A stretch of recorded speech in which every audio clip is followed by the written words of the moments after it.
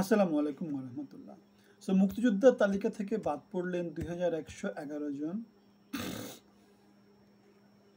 সনদপ্রাপ্ত মুক্তিযোদ্ধা। সো এখানে সনদপ্রাপ্ত বলছি কি জন্যে, কারণ তাদেরকে সার্টিফিকেট দিয়েছে কেউ না কেউ, দুর্নীতি করে, টাকা খেয়ে, ক্ষমতার অপব্যবহার করে। স্বাধীনতা যুদ্ধের 55 বছর পরেও বাংলাদেশে এখনো কি করা হয়?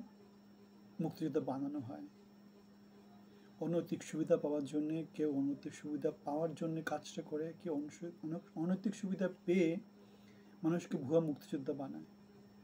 তো বাংলাদেশ যেহেতু একটা অভাব অনুযোগের জনপদ, এখানে এই কাজটা প্রত্যেক সরকার আসলে কয়েকবার এই জিনিসটা চেঞ্জ হয়। যারা ক্ষমতাশালী, যাদের লিঙ্ক আপ আছে, এখন তারা কিন্তু মুক্তিযোদ্ধা হিসেবে টিকে আছে। এমন না যে তাদেরকে মুক্তিযোদ্ধা তালিকা থেকে বাদ দেওয়া হয়েছে। যারা অসহায়, যাদের খুব বেশি কিছু করার নাই, তারা সব সময় মারা খাইছে, মারা খেয়েছে। বাংলাদেশে এমন অনেক মুক্তিযোদ্ধা পাওয়া যাবে যারা মুক্তিযুদ্ধ করেছে, কিন্তু মুক্তিযোদ্ধার তালিকা এখনো তাদের নাম আসেনি। হয়তো মারা গেছে, হয়তো কোনো স্বীকৃতি পায়নি রাষ্ট্র থেকে। আর যারা একটু ক্ষমতার কাছাকাছি থাকে, যারা একটু জানে, যারা একটু বুঝে, তারা কি করে টাকা পয়সা খরচ করে এই হয়, আবার বাতিল হয়ে যায়, এই আবার হয়, এই আবার বাতিল হয়ে যায়, এরকম নানা রকম খেলা চলতে থাকে। এবং দিন শেষে রাজনীতিবিদরা জিতে যায়, নষ্ট রাজনীতিবিদ যারা আছে তারা। দিন শেষে আমলারা জিতে যায়। কিছু কিছু আমলা আছে, ইউএনও আছে, ডিসি আছে, যারা এই কাজগুলো করে। এবং মন্ত্রণালয়ে কিছু সরকারি অফিসার আছে যারা এই কাজগুলো করে।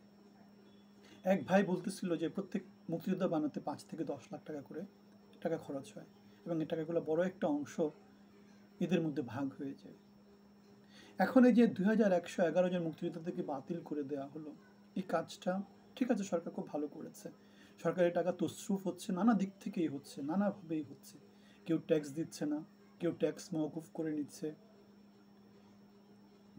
কেউ চাঁদাবাজি করছে, কেউ দ্রব্যমূল্য বাড়ায় দিয়ে সিন্ডিকেটের মাধ্যমে 2 দিনে কোটি কোটি টাকা বানিয়ে নিচ্ছে। মুক্তিযোদ্ধা 2111 জন যারা ভুয়া মুক্তিযোদ্ধা ছিল, তারাও সরকারের কোথাকার থেকে প্রতি মাসে কিছু ভাতা পেত, নানা রকম চাকরি বাকরি সুযোগ সুবিধা পেত। সো ওদেরকেও দমন করা হয়েছে।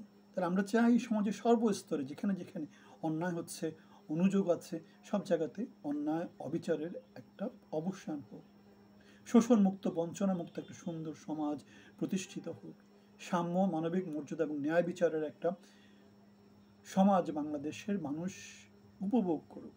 স্বাধীনতার 55 বছর পরেও আমরা এখনো কি করছি? মুক্তিযোদ্ধার তালিকা বানাচ্ছি, আবার তালিকা বাদ দিচ্ছি, আবার বানাচ্ছি, আবার তালিকা বানাচ্ছি, এবং প্রত্যেকবার একই কাজ করছি। যারা মন্ত্রণালয়ে কাজ করছে, নতুন কোনো কাজ নেই, একই কাজই তারা আছে, এবং প্রত্যেকটা কাজে তাদের কি টাকা পয়সার লেনদেন হচ্ছে। জনগণকে আর কত ভোগাবে? রাষ্ট্রটাকে আর কত ভোগাবে? রাষ্ট্রটাকে আর কত শোষণ করবে? গুণগত পরিবর্তন, মেধাভিত্তিক সমাজ, যোগ্যতা ভিত্তিক সমাজ না আসলে বাংলাদেশে এরকম চলতে থাকবে। আপনার ভিন্ন মত থাকলে জানাবেন।